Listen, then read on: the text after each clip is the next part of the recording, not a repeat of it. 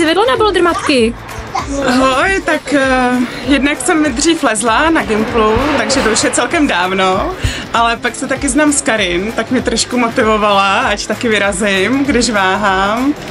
No, takže jsem nejdřív byla těhotná, takže jsem nemohla, tak po porodu, ale potom jsem se nedala říct a na podzim teda trošku se zpožděním, chtěla jsem třeba pak po létě, od září, ale řekla jsem si pak už někdy v říjnu, už musím, konec výmluv a vyrazila jsem a chodím asi nejradši sem do Letňan.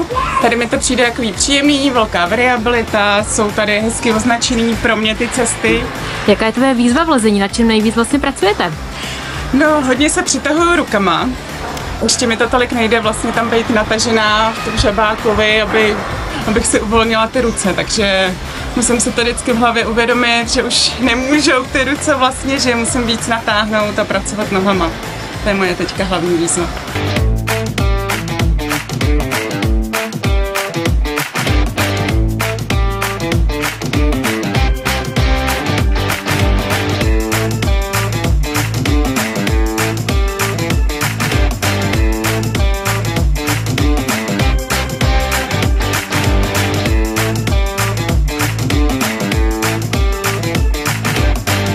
Ty jsi prý do května nevěděla, co to je boulder.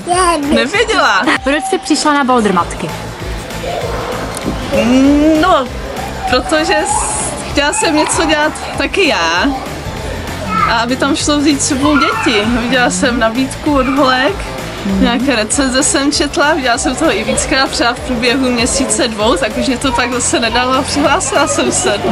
Co tě nejvíc baví? Jaké bouldery? Baví mě to celkově, baví mě i lezení na laně, baví mě to hlavně s holkama, že jsme tady super parta, instruktorky jsou skvělí, takže se posouvám a jsem happy.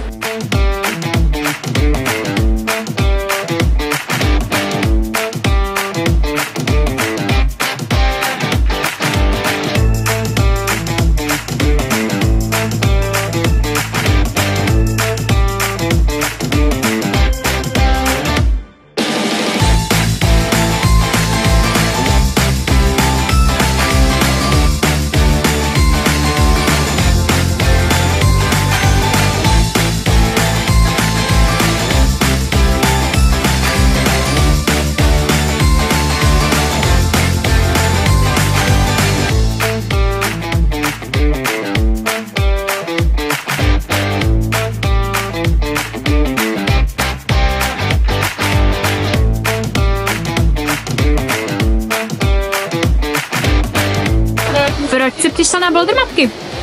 Já jsem chodila les s dětmi jako malá, pak jsme úplně přestali a teď jsem nějak pocítila touhu zase se do toho vrátit a naučit se to pořádně. A co tě baví? No, baví mě ta challenge se pokaždé zlepšovat, že jsem přišla jako úplný začátečník a teď už to začíná trochu jít. A co na to tvoje dítko?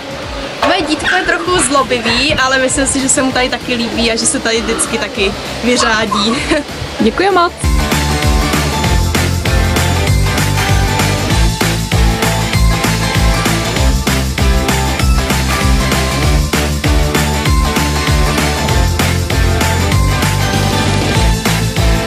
No, lekce byla super, tak holky se zase posunuly.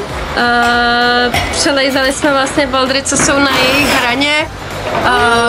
Tady jsme zkoušeli i nějaký náběhy, nějaký skoky, stiskový, nějaký silový bouldery, tady Lucka krásně s tím bojovala a Věrka ta dneska vlastně měla trošku problémy s hlavou, ale sama to překonala a to je jako super, protože prostě s tím pracujeme každý lekce, no.